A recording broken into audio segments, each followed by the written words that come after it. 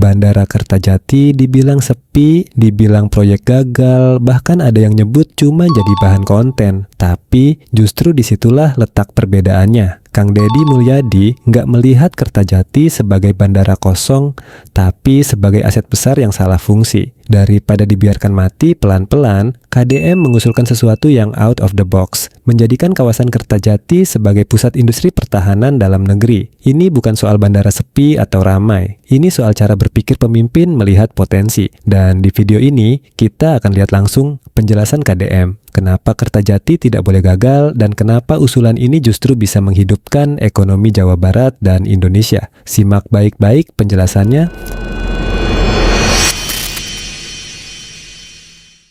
Dan kemudian juga untuk tahap pertama, kemarin juga saya sudah ketemu dengan Kementerian Haji.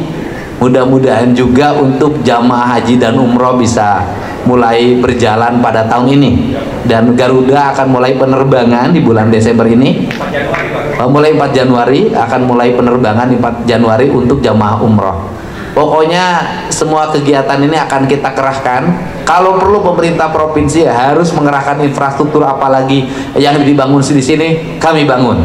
Yang penting Kertajati bukan tempat orang untuk makan siang ketika hari Minggu, orang Indramayu dan Majalengka bancakan di sini. Tetapi tempat untuk menerbangkan berbagai pesawat di dalam dan di luar negeri. Dimulai dengan kegiatan hari ini. Saya ucapkan terima kasih pada Garuda yang tidak memperhitungkan untung dulu, tetapi memperhitungkan berjalan dulu. Terima kasih. Assalamualaikum warahmatullahi wabarakatuh. Sampurasun.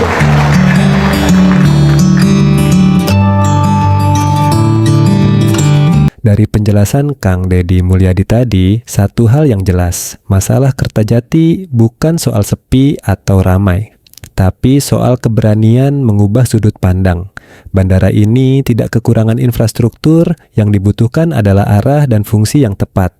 Ketika banyak orang hanya fokus mengkritik, KDM justru datang dengan gagasan menjadikan Kertajati sebagai pusat industri pertahanan dalam negeri yang bisa menggerakkan ekonomi, membuka lapangan kerja, dan memperkuat kemandirian bangsa. Setuju atau tidak, ide ini layak didengar dan dibahas, karena bangsa besar tidak dibangun dari cemoohan, tapi dari solusi dan keberanian berpikir jauh ke depan.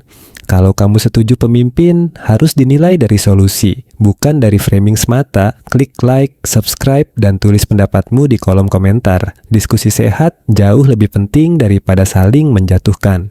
Silakan nilai dan simpulkan sendiri. Kami hanya menyajikan potongan dan analisis, keputusan ada di tangan publik. Terima kasih sudah menonton. Jangan lupa berpikir kritis, bukan emosional. Setuju atau tidak? Tulis di komentar. Apakah Kertajati harus diubah fungsinya? Jelaskan pendapatmu.